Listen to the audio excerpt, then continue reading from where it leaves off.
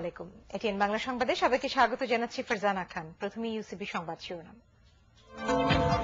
শুক্রবারের পর খালেদা জিয়া সেনানিবাসের বাড়িতে বসবাস করলে তা হবে আদালত অবমাননা, মন্তব্য অ্যাটর্নি জেনারেলের। ন্যায় বিচার পাওয়া নিয়ে সন্দেহ বিএনপির।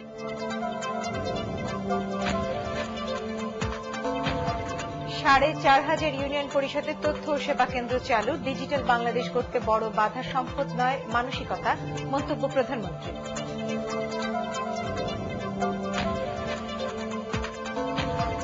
সিবিআই নামে ব্যাংকে একাধিক সংগঠন করা ও পদোন্নতি না নিয়ে নেতৃত্ব দেওয়ার প্রবণতা বন্ধ করা হবে, জানালেন অর্থমন্ত্রী।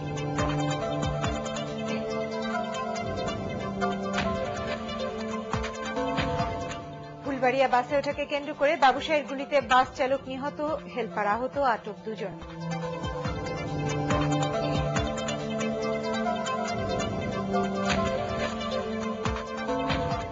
এবং ঈদে নগরবাসীর নিরাপত্তায় ব্যাপক প্রস্তুতি পুলিশের, এখনো জমে ওঠেনি কোরবানির পশুর হাট।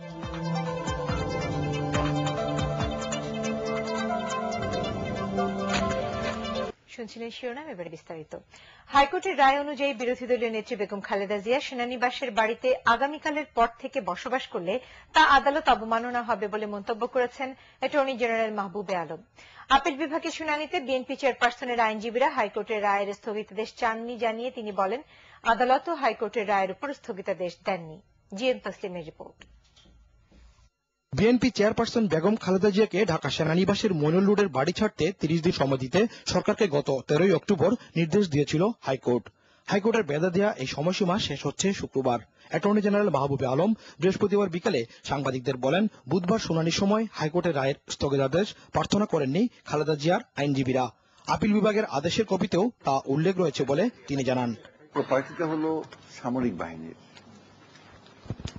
বাহিনী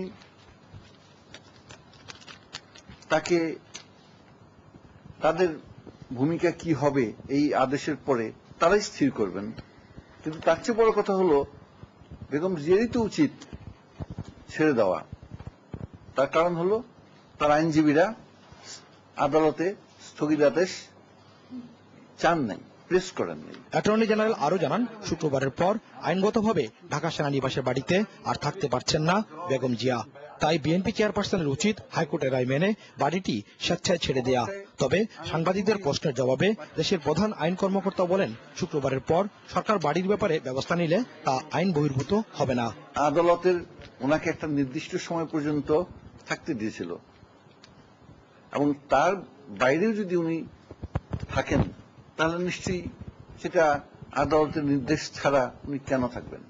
সরকার যদি কোন রকম ব্যবস্থা নেয় সেটা কোন রকম আইন বহির্ভূত কোনো কাজ হবে না। এই মামলার লিভ টু আপিলের শুনানির সময় এজলাসে বুধবার সাংবাদিকদের প্রবেশ করতে না দেওয়ায় প্রধান বিচারপতি দুঃখ প্রকাশ করেন বলেও জানান তিনি।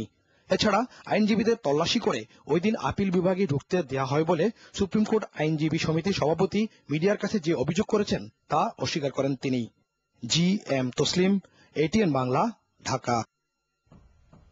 এদিকে বর্তমান সরকার প্রশাসন বিচার বিভাগকে এমনভাবে দলীয়করণ করছে যে বিরোধী দলীয় নেত্রী বেগম খালেদা জিয়ার বাড়ি নিয়ে ন্যায় বিচার পাওয়া যাবে কিনা তা নিয়ে সন্দেহের সৃষ্টি হয়েছে বলে অভিযোগ করেছেন বিএনপি মহাসচিব খন্দকার দেলোয়ার হোসেন।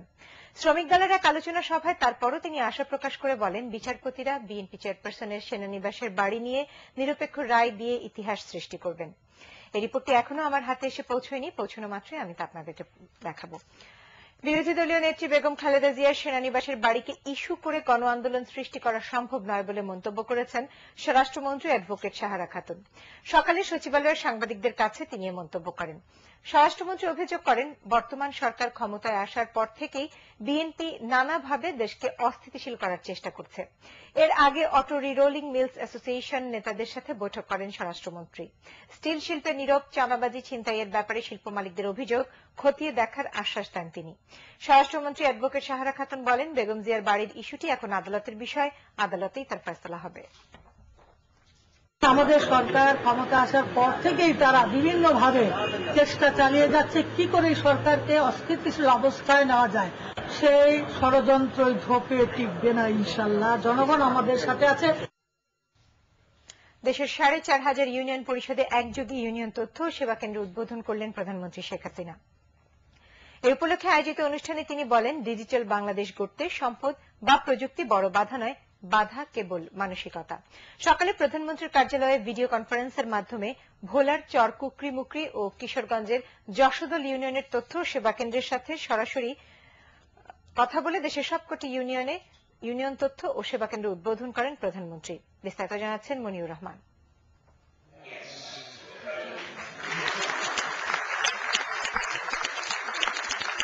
বর্তমান সরকারের নির্বাচনী ইশতেহারে অন্যতম অঙ্গীকার ছিল 2021 সালের মধ্যে দেশকে তথ্য প্রযুক্তি নির্ভর ডিজিটাল বাংলাদেশে রূপান্তর করা। এ লক্ষ্যে নভেম্বর মাসের মধ্যে দেশের 4501টি ইউনিয়ন পরিষদে ইউনিয়ন তথ্য ও সেবা কেন্দ্র স্থাপন করে সর্বস্তরের জনগণকে তথ্য সেবা দেওয়ার উদ্যোগ নেয় সরকার।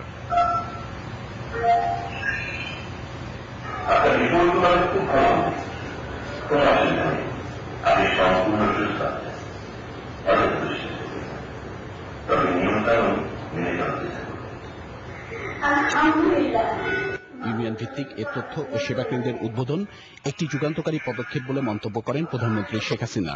তিনি বলেন, এর মধ্যে দিয়ে ডিজিটাল বাংলাদেশ গড়ার দিকে আরো এক ধাপ এগিয়ে গেল বাংলাদেশ।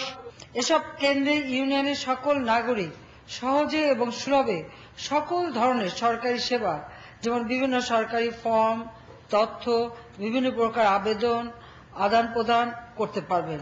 কোনো অফিসে যে ধর্ণা দিতে হবে না আর ঘুষ দিতে হবে না।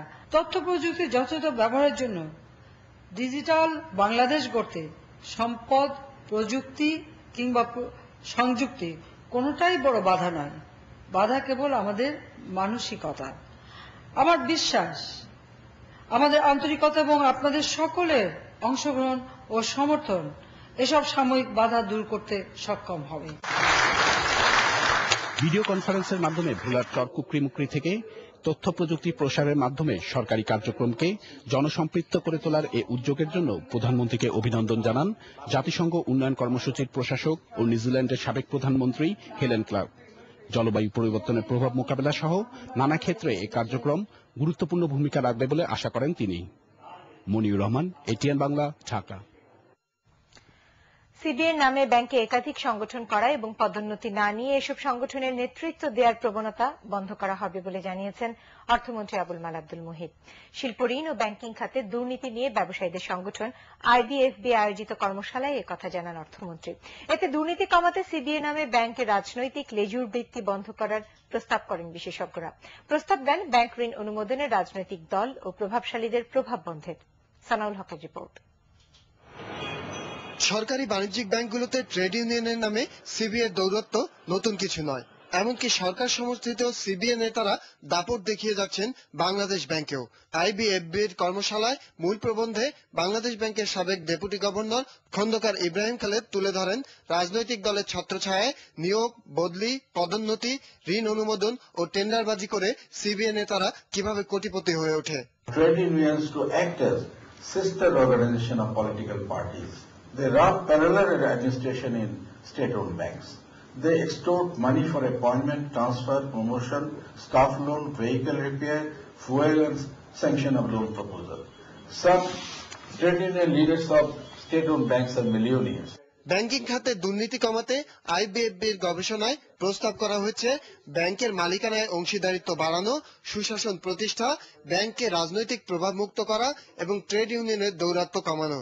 প্রস্তাব করা হয় সিবিএ কে দলীয় লেজুর ভিত্তি থেকে মুক্ত করা, এক প্রতিষ্ঠানে একটি সিবিএ রাখা, ব্যাংকে সব ধরনের রাজনৈতিক স্লোগান ও প্রচার বন্ধ করা এবং পদোন্নতি না নিয়ে সিবিএ